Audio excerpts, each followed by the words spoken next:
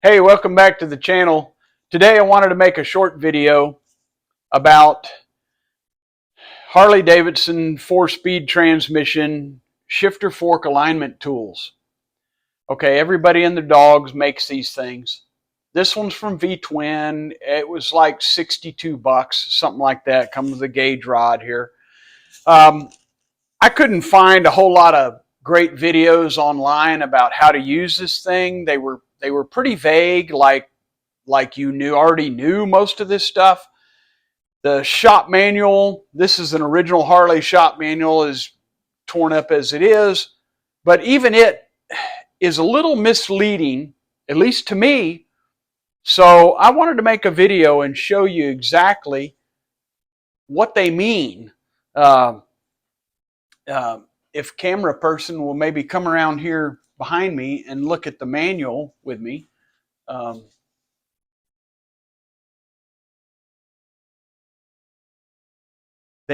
They tell you in the manual to,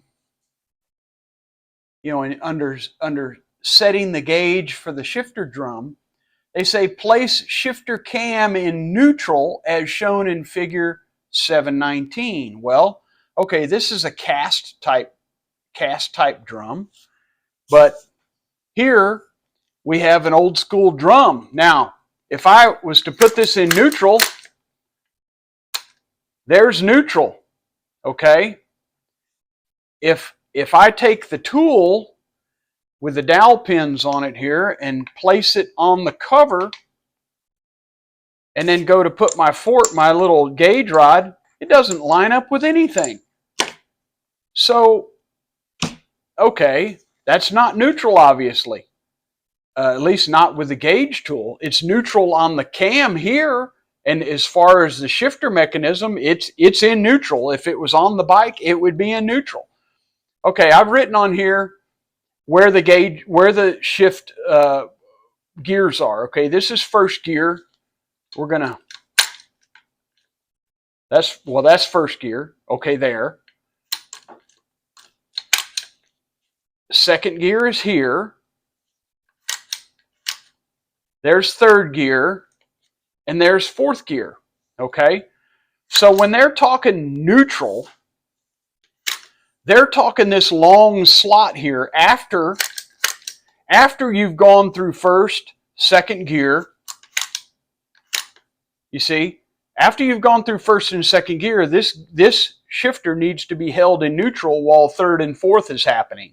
So there's where the problem is. They don't explain to you, roll it around until... they should tell you to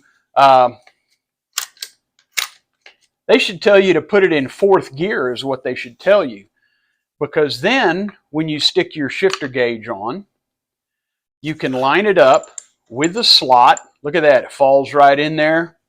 You can pinch that dude down. Okay, there's that one. Okay, then on this one, here's fourth gear, obviously. Here's third gear. You need to rotate it back the other direction. Like, say there, which is actually, I want to say, third gear. So they should say, okay, put it in third gear for this other one, but they don't. So, see, that one lines up. Snug that dude down. And that now you have your gauge set to the cover, okay? Because the cover really doesn't change. There's no adjustment to the shifting the drum side to side.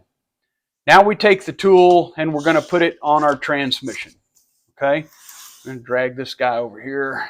Let me move that, and I want y'all to know I'm getting to mess with this transmission in the house on the dining room table as it should be. Okay. The tool has, a couple of pins. The pins line up with the holes in the cover. And then, of course, the transmission has dowel pins on it. So these, you need to flip the tool over and mate it up with the dowel pins. Now, when you do that,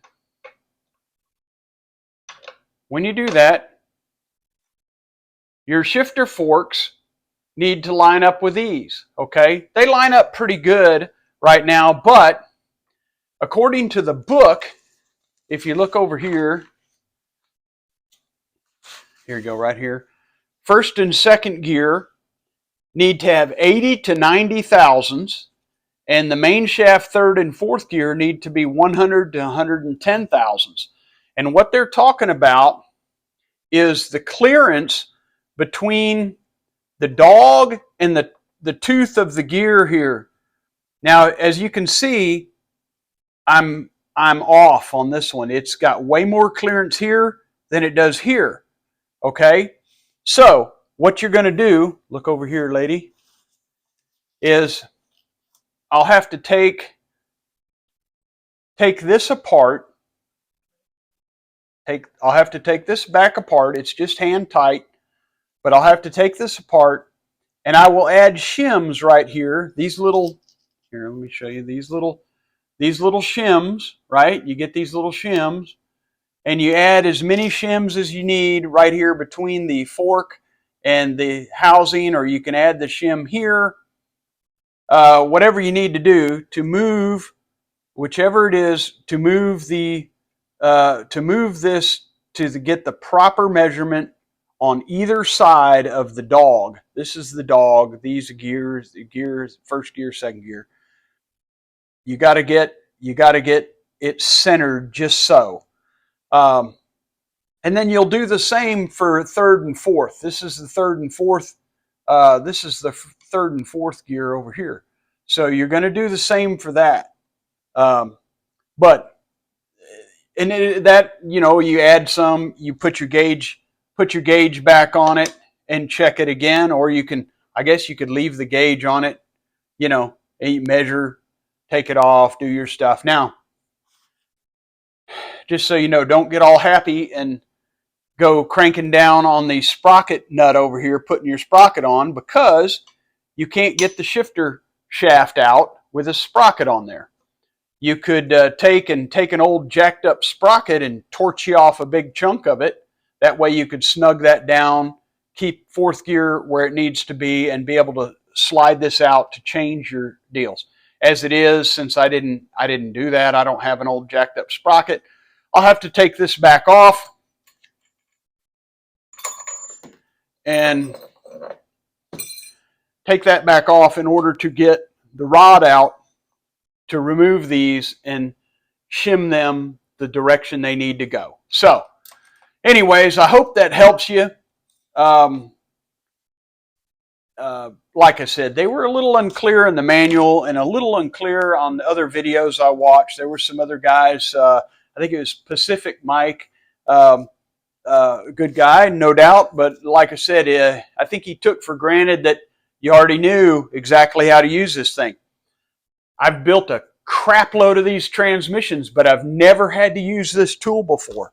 And the reason was because most of the transmissions that I took apart already had these things set, and I was going in and replacing a gear or replacing a dog or replacing bearings, and there was no need to mess with any of that. This particular gearbox come to me in a box. I got a buddy building a 71 shovel that he wants to build kind of a rat bike. In fact, he told me, I don't want the case cleaned up. I want it to look all ratty. So, yeah, the case looks like hell, but the inside's clean. He brought me a box of mismatched crap and said, hey, build me a transmission.